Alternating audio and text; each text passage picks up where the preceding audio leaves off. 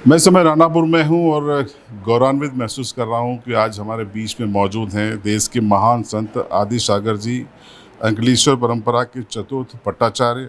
और उनसे चर्चा एक गौरव का विषय है और मैं उनके सानिध्य में उनसे कुछ सवाल करूँगा। आपका बहुत बहुत स्वागत है हमारे चैनल पर। इस अंचल में सबसे बड़ा सवाल कि एक ऐसी भाषा जो पूरी तरीके से लगभग लुप्त हो गई थी, आपने उसको पुनर्जीवित कर दिया, तो ये विचार मन में कैसे आया और ये क्यों ज़रूरी था देश के लिए? जब हम सागर की गणेश वर्णी जैन विद्यालय में पढ़ते थे और यूनिवर्सिटी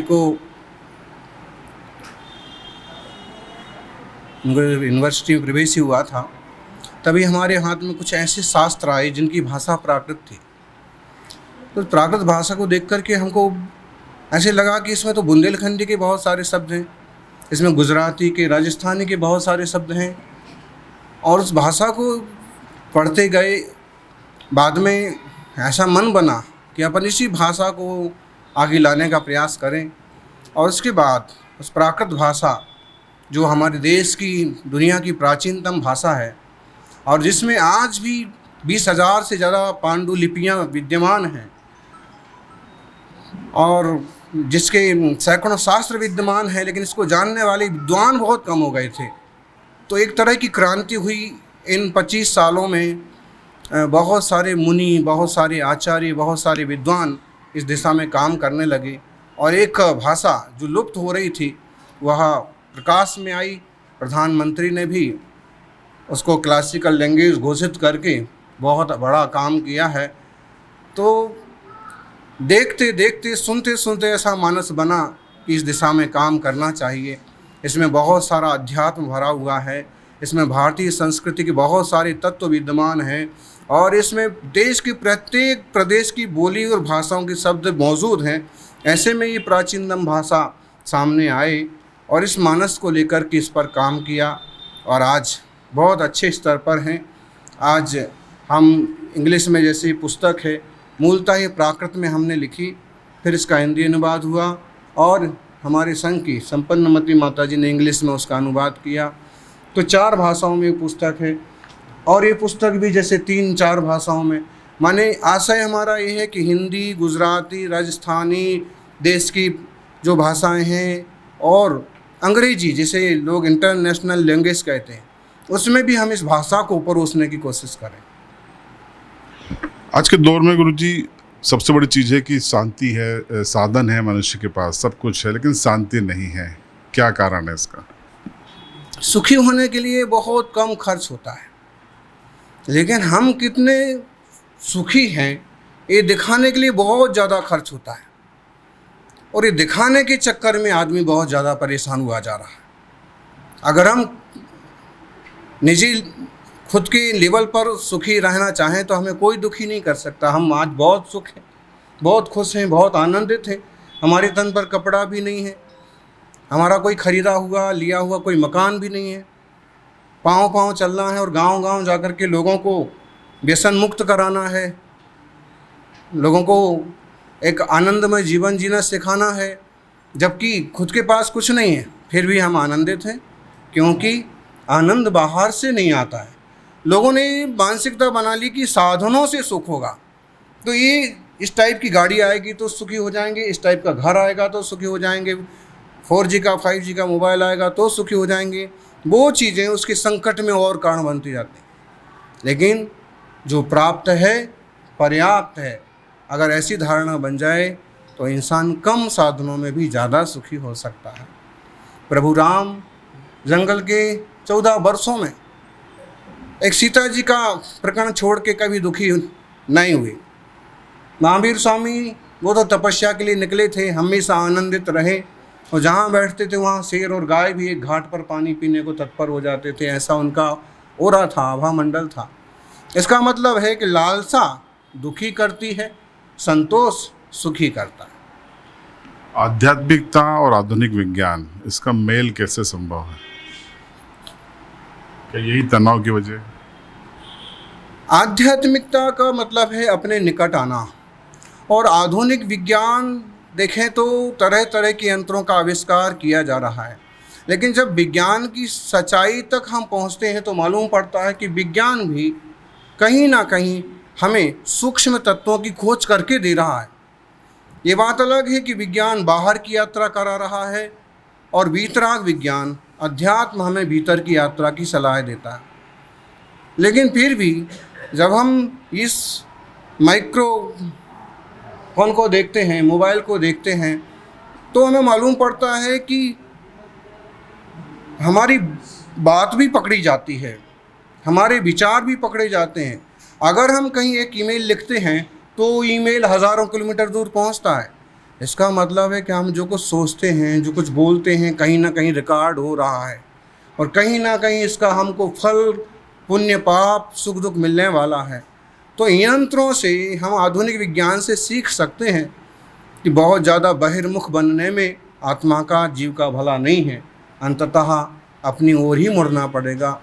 बाहर के साधन आपको सुखमय जीवन के सहयोगी हो सकते हैं, लेकिन आपको सुखी होना है तो इसके लिए खुद को ही तैयार होना पड़ेगा। पर्यावरण संरक्षण में जैन दर्शन की क्या भूमिका देखते हैं आप? सबसे बड़ी भूमिका हमारे तीर्थंकरों के शब्दों से आई कि जो वनस्पति एक इंद्रिय, दो इंद्रिय, तीन इंद्रिय, चार इंद्रिय, पंचेंद्रिय जीवों की एक परिकल्पना, और उसमें भी पृथ्वी, जल, अग्नि, वायु, वनस्पति, इनको भी तकलीफ देने के लिए मना किया है। श्रावकों को, गृहस्थों को इतनी छूट दी गई है कि जितनी वनस्पतियां पक जाएं, झड़ने को तैयार हो जाएं, वो तुम भोजन पानी के निमित्त से यूज कर सकते हो, बाकी पेड़ पौधे काटना नहीं है। जितना पानी से काम चल जाए उतना पानी छान के लेना है, बाकी पानी का उपयोग करना नहीं है। फिजूल में आग का, वायु का भी दुरुपयोग करना नहीं है।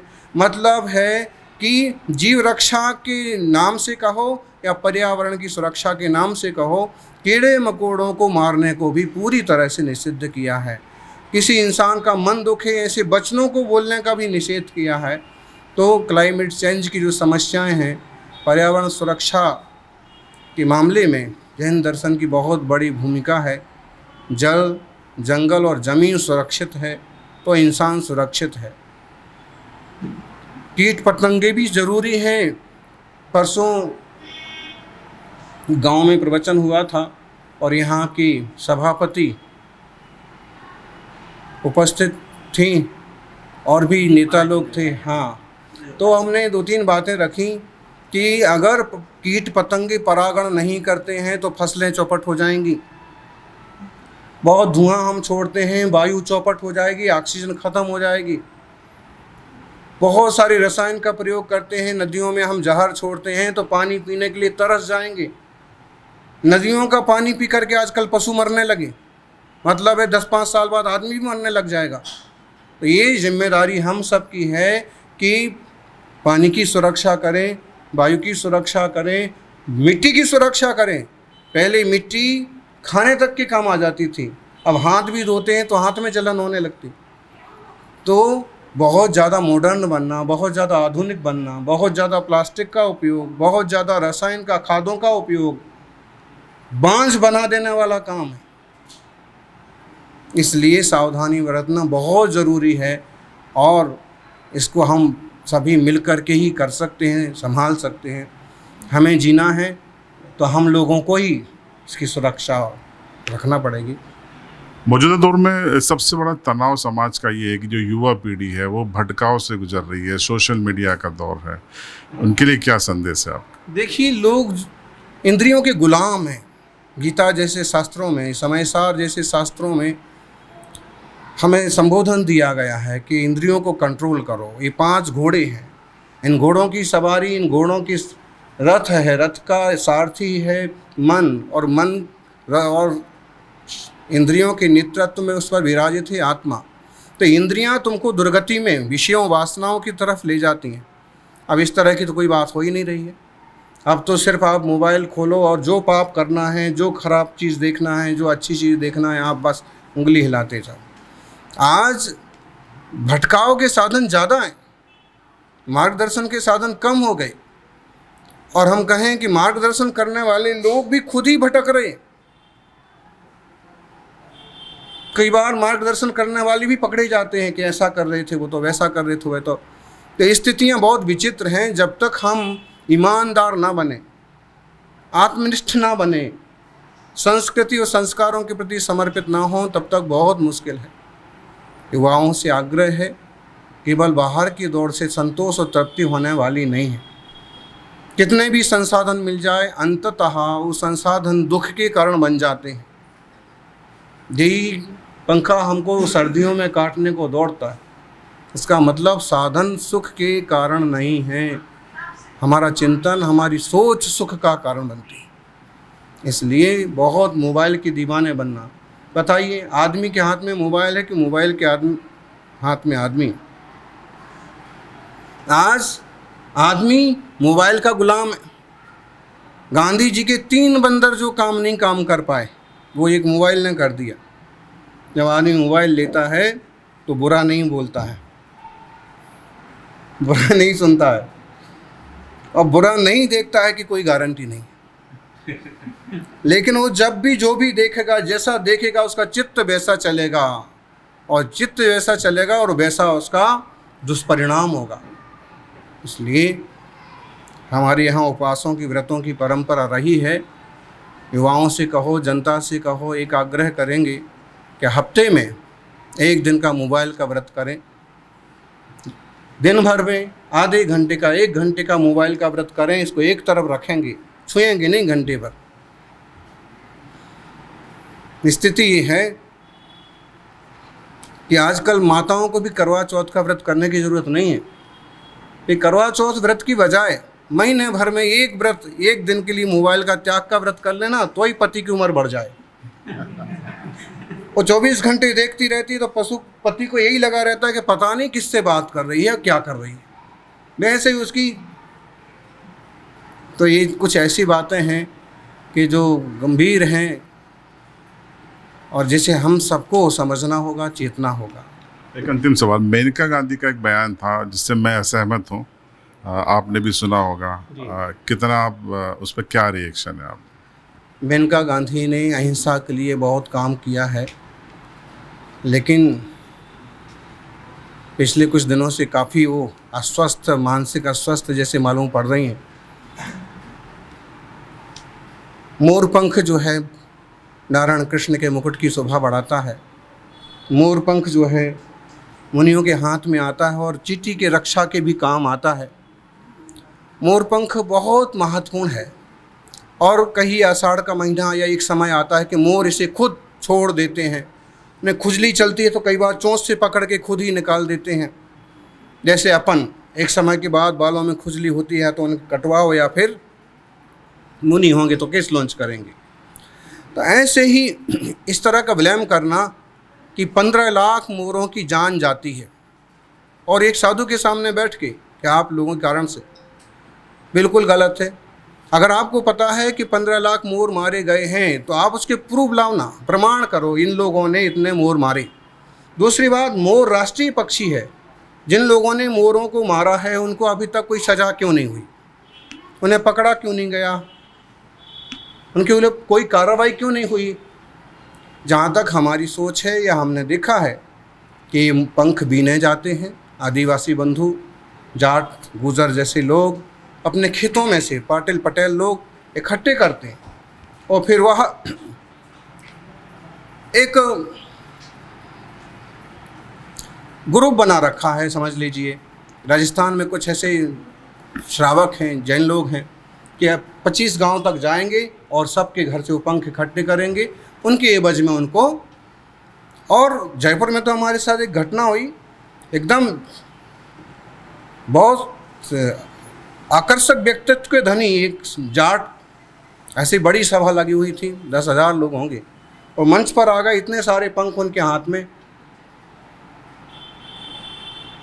और आके बोले कि मेरे खेतों से एक एक पंख इकट्ठा करके मैंने पंख इकट्ठे किए हैं और आपके लिए काम आएंगे, आपके पीछे के काम आएंगे, इसलिए मैं देने को यहाँ तक 30 किलोमीटर दूर से आया हूँ।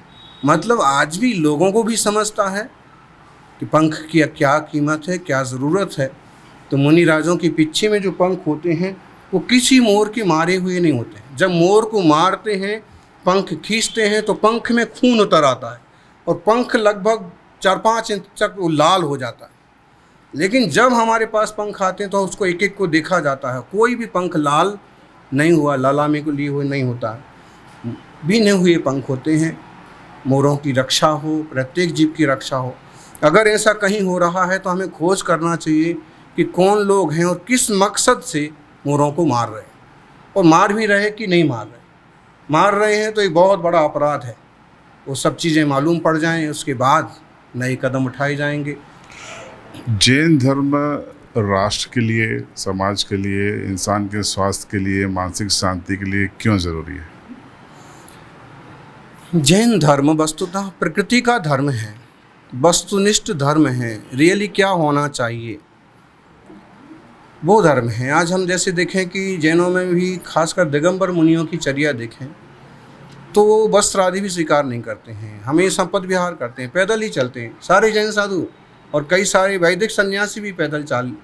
तो उसका एक आप विचार कीजिए कि जब वो पैदल चलते हैं उसके पीछे कितना सारा पेट्रोल की खपत बचती होगी, कितने सारे पेट्रोल से जो प्रदूषण हो रहा था वो बचता होगा। देखें तो वो 24 घंटे में एक बार ही भोजन करते हैं, वो भी खड़े खड़े हाथ में। इसका मतलब है कि बहुत सारा खाना और बहुत बार खाना, उससे कितना अन्न बच रहा होगा अगर हम इस तरह से विचार करें। बाकी उनकी आध्यात्मिक साधना है वो। तो प्रकृति के लिए, आम जन के लिए हम कहें कि जैन धर्म का हो या उसका आचार संहिता बहुत महत्वपूर्ण है कि अहिंसा की बात है पूरी तरह से। मन से भी बुरा नहीं सोचें, किसी के लिए बुरा बोलना भी बुरा है।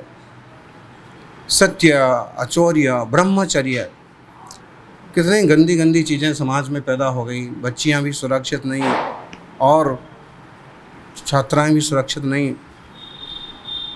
अब ब्रह्मचर्य जैसी बात है, अगर कोई ये शील धर्म का पालन करे, शादीशुदा है तो अपनी पत्नी तक का, और शादी नहीं होता शादी करो, गृहस्थाश्रम में जाओ, लेकिन किसी के प्रति बुरी नज़र रखने की ज़रूरत नहीं है। ब्रह्मचर्य और परिग्रह परिमाण वाली बात आती है कि इतना रखो जितने से आपका, आपके परिवार का पालन हो जाए। इतना रखो जिससे देश का, समाज का उपकार हो जाए। बाकी अति परिग्रह के लिए मना किया है। शादवाद एक ऐसा सिद्धांत जो कहता है कि किसी अपेक्षा आप भी सत्य हो सकते हैं, किसी अपेक्षा हम भी सही हैं। और जब ये विचार आता है तो दंगे फसाद खत्म हो जाते हैं। तो ऐसा बहुत सारा जैन शास्त्रों में अद्भुत रसायन भरा हुआ है। आज भी दिगंबर मुनियों की चर्या महावीर स्वामी की साधना को फॉलो करती है। ज़्यादातर मौन रहना, रात में चुप रहना, रात में चलना नहीं, हमेशा पद विहार नंगे पाँव करना। और जब बाल बड़े होते हैं तो नाई के पास नहीं जाएंगे, केस लॉन्च हाथ से करते हैं, अपने बाल निकाल देना। किसी से पैसा नहीं मांगना है और किसी से कुछ साधन भी नहीं मांगना। एसी का, पंखे का उपयोग नहीं करना। आधुनिक संसाधनों से बचना, मतलब प्रकृति से जुड़े रहना।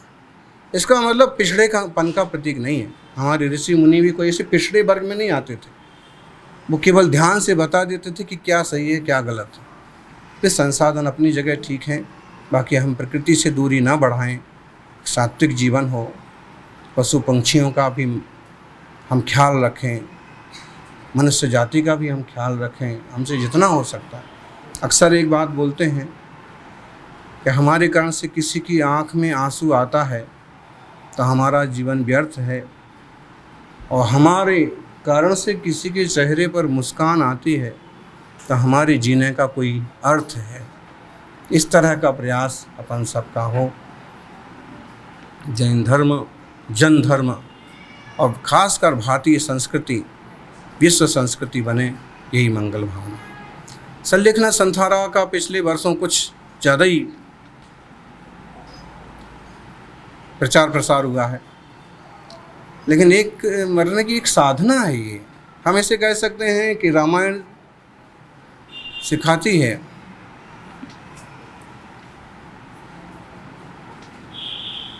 कि क्या करना है, महाभारत सिखाता है कि क्या नहीं करना है, गीता सिखाती है कि कैसे जीना है, और जिनवाणी सिखाती है कि कैसे मरना है।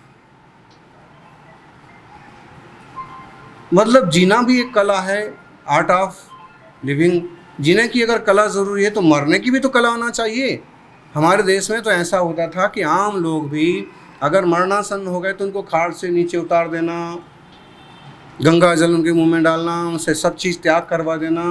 मतलब कहीं ना कहीं वो ऋषियों वाली परंपरा चालू थी कि मरने का वक्त आता है तो हाय हाय मत करो, जाना तो साथ में कुछ है नहीं, क्लेश करके मरोगे तो दुर्गति में जाओगे।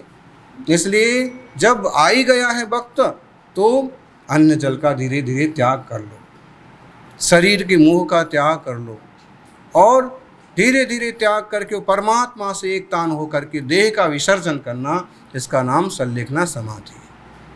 बिना मोह के मरने को तैयार होना ये व्यवस्था नहीं है। यहाँ पर पूरी एक व्यवस्था है कि शरीर किस टाइप से ढल जाना चाहिए, किस टाइप की परिस्थितियाँ हों तो हो सकता है संथारा संलेखना।